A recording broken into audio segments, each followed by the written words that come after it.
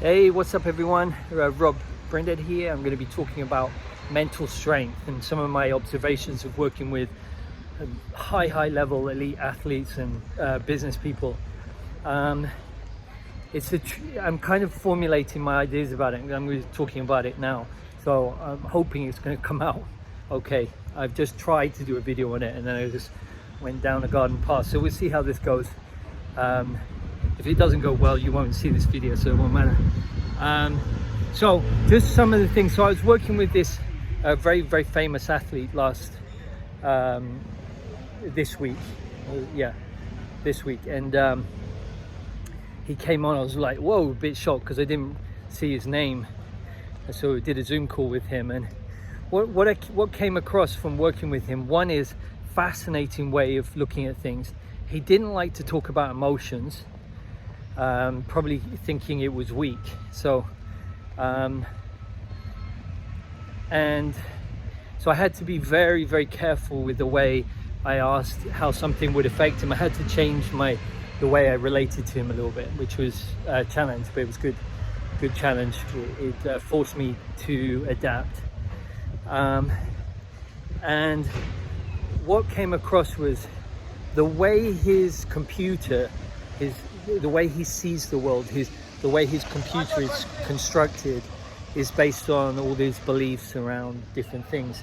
And by chance, right, you combine that with good genetics, by chance, he was set up with his beliefs that he would not fail, that he had absolute utter confidence in himself, to the point of he's a bit in denial. This is something I've found with a ton of high-level people, is you can't teach it. They're born that, or kind of they've developed that way. They've developed the way of perceiving life, and they're kind of almost jammed up. So it's great because they are perfect for winning. They don't like to lose. They're driven, they're perfectionists, but it comes with a downside in that they don't like to lose. They like to control everything. And in this reality, that's great if you're a sports person, but when you stop being a sports person and playing that game, you're going to try and control everything else in your life and win at all costs. And life will always attract things for you to resolve around that. So what I've noticed is with really high level performers is they attract some sort of situation where they're helpless. So the top people like to control and win, correct? So they like to make others lose. They have to, because that's all they're doing. They want to win, making others lose. However, in life, it's not all about winning and losing, and that's where they get into trouble, and that's where they come to speak to me. And it's usually quite difficult because what starts to happen is they lose to themselves. So life has a way. If you're jammed up, let's say you're jammed up on winning, you have to win. So let's say on one side you're jammed up and it's let's say it's up here, but then losing it's unacceptable, or losing control, or just losing. I'm talking very basic things, but you can see that they're strong to winning, but they can be the opposite. They can be weak to it, but they're not even. You say, okay, think about losing control of your body. They go, unacceptable. I'm just like, well, then you're going to attract that. Life you always attract where you're jammed up. So it's almost like this invisible magnet where you draw in things to balance yourself out. So a lot of the top guys who are very good at controlling everything, and you think about your top athletes, they'll be the same. Michael Jordan, he would, anyone, he had to win at all costs. That will come at a cost to him in his health. He'll attract an illness. Or well, anyway, I've seen this so many times that they have to get more neutral to this need to win. I'm being a bit kind of vague because sometimes they show with different sort of, what's the word, different areas where they're jammed up on.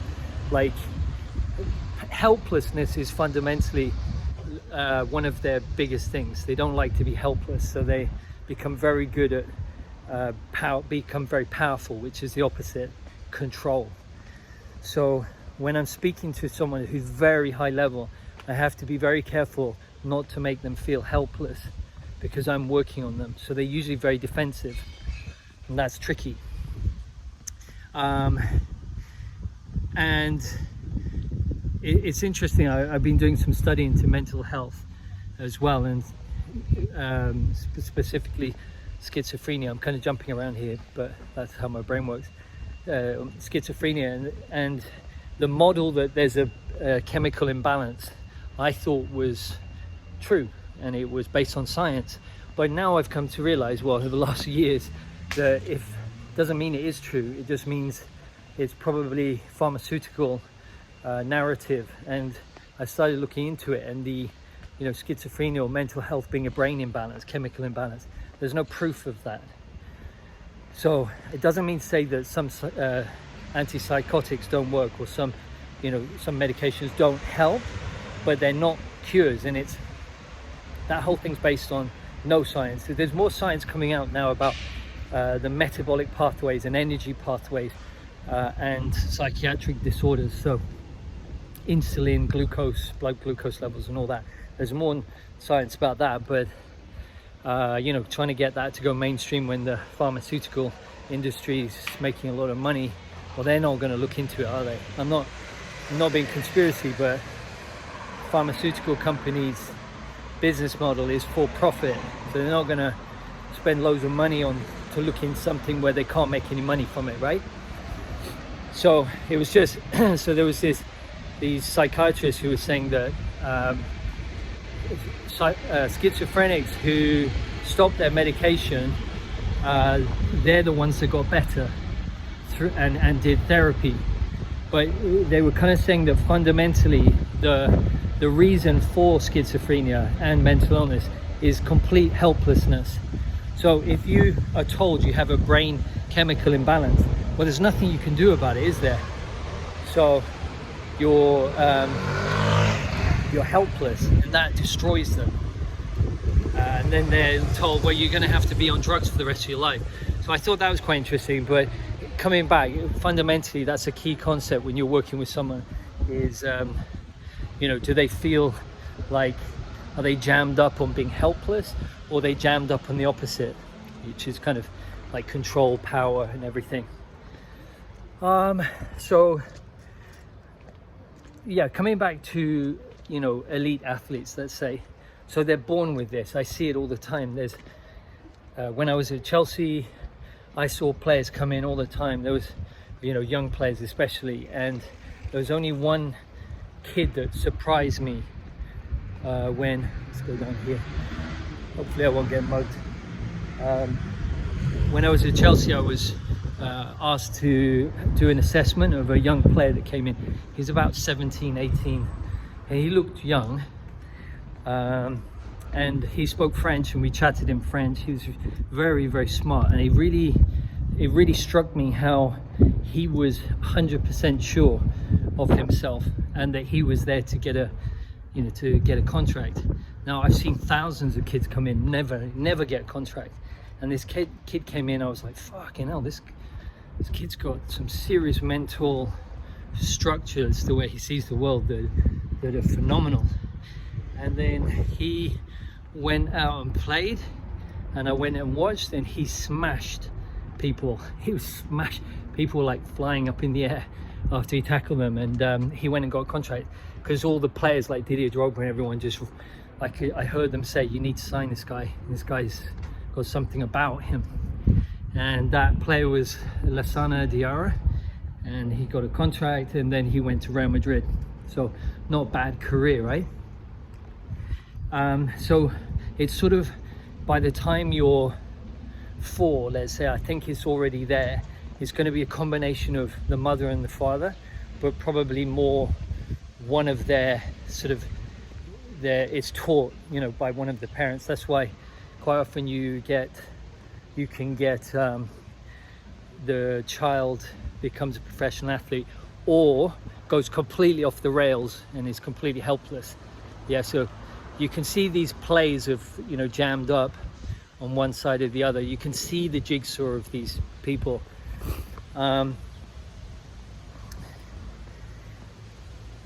Yeah, so this athlete was, you know, there was nothing, I wasn't adding to him. Like, I couldn't have said, let's make you perform better. No, I'm not into that. I just take things away. So when,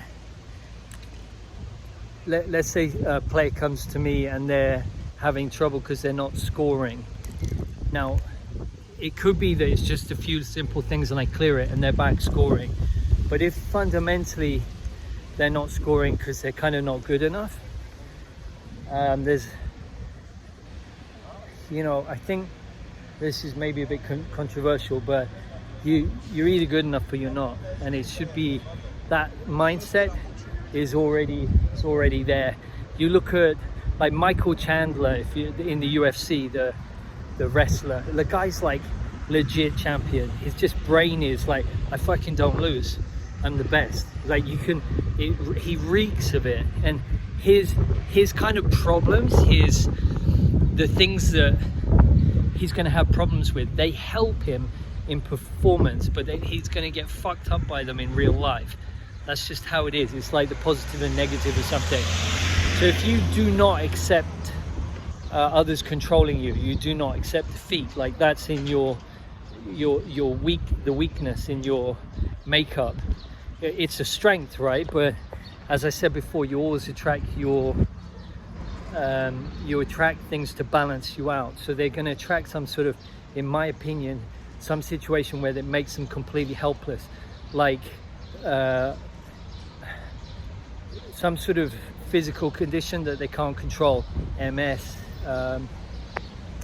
you know, cancer, or some sort of neurodegenerative thing. I've seen it lots of times. I actually worked with this guy once. He was one of the only guys I couldn't work with. The guy's got no awareness. He's like completely caught by his mind.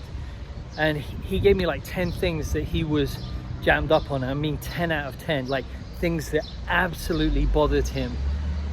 One was he would never take pharmaceuticals. He was like completely against it. Also, the other one was being helpless and powerless. Absolutely hate it. And I said to him, I said, look, you're gonna attract a problem where you're gonna have to take pharmaceuticals. Like, it's just, the writing's on the wall. You need to work on this, and we can work on it and clear it, and then you don't have to go through it. But he was too jammed up, and he then had a heart attack, and now he's on pharmaceuticals for the rest of his life, and he's disabled. I also said that. So I see these patterns, they're clear. You know, that's kind of what I specialize in now, is like working out people's jigsaw puzzle of their life, why they do what they do. It's fascinating. I just love puzzles, I suppose. And these athletes are showing this one side which is amazing, but they also it comes with a downside. And I worked with this other athlete yesterday, and he was going through some things, and again there was a certain pattern to it, and we started working on him becoming more neutral to his issues around control and helplessness. When you take away that and balance out, it doesn't make them a worse athlete. They just become more balanced and calmer and more, say, mature and even under pressure. That's my experience. So I wouldn't work with an athlete if I made them worse. That would be horrible. But at the end I was kind of saying, so what do you want, what do you want to do? Where do you want to go? He goes, I want to be the best in the world. I said, good. Because if you're going to play the game of the sport he was playing, you play it to win. So I started like asking him, like digging in to see what his that mental, like, dog with a bone. Has he got it? Like from my other athletes. And I was like, imagine destroying your opponent, like completely mentally destroying him so he's completely helpless. And this athlete was like, yeah, cool. I'm like, okay. If I wouldn't have ever made I wanted to be an elite athlete, but I also think the way that I'm dyslexic, and I think there's it's on a continuum, but a lot of the top athletes, they're very logical. I'm not saying always, but they're able to see things a certain way. Like I do this and then I do that. It's very systematic, and they can become so certain personality types seem to do better at certain sports. So I couldn't ever consistently do the same thing again and again. It just bored me. I like to be more creative, and that's great in sport, but usually those type of people are not like in English rugby there would be someone like Cipriani who's can have flashes of brilliance because he's more creative, but then he can make mistakes because he's not boringly consistent. That's the balance, right? So I wanted to be an elite athlete, but one is I'm not good enough at suppressing my emotions. Like things bother me, like I really feel it, and I feel other people stuff, which makes me good at what I do, but it's not so good if you're wanting to be an elite athlete. So I see like the top CEOs, sometimes billionaires, they get lucky, so they're not like this, but like the top guys who built a massive legacy, they're fucking brutal with people. They can, I'm not saying they're all psychopaths, but some of them can be, there's no emotions at all, and they can destroy people. And the same for elite athletes as well. They have that. I remember speaking to another, chatting with another elite footballer, and he said every game he would pick someone to have war with, and he would destroy them. He would pick someone in their team and go, I'm going to destroy you, and he would do everything he can to physically and mentally destroy him. And I was like, fucking hell, like, wow. That's not in my makeup. So I suppose what I'm saying is, rounding up is, everyone goes, oh, read a book on sports psychology and then you'll be sorted. Nah, it's already done. Like, I think you're born with it from your parents, a certain way of being, a certain makeup for elite sport. It comes with an absolutely self-belief that borders on, it's not balanced, it's like I can't lose. But coming with that, when you do lose, if you do lose, then that's gonna destroy your worldview, and it will destroy you. And that comes with many different side effects, many different the wind's getting a bit strong here. So it's kind of like, I wouldn't personally want it, although it'd be amazing to get that good at sport where you're the number one. So that I'm sure you can improve yourself by using some techniques. Like when I work with elite athletes, I help them by removing things, like things that are weakening them, things that they haven't been able to resolve themselves, like thoughts about relationships, emotions that have come in and they're not able to suppress them anymore, and that type of thing. So I love working with elite athletes, but I'm not there to tell them how to be an elite athlete. Either they are or they aren't. And then of course I'll get some athletes who come to me and go, or even actresses or whatever, and they go, the first thing they say is they want to play for Real Madrid, or I want to win an Oscar. I had a client once say that to me. I said, why do you want to win an Oscar? So that was massive ego. So it wasn't about the experience and the becoming very good at something. It was about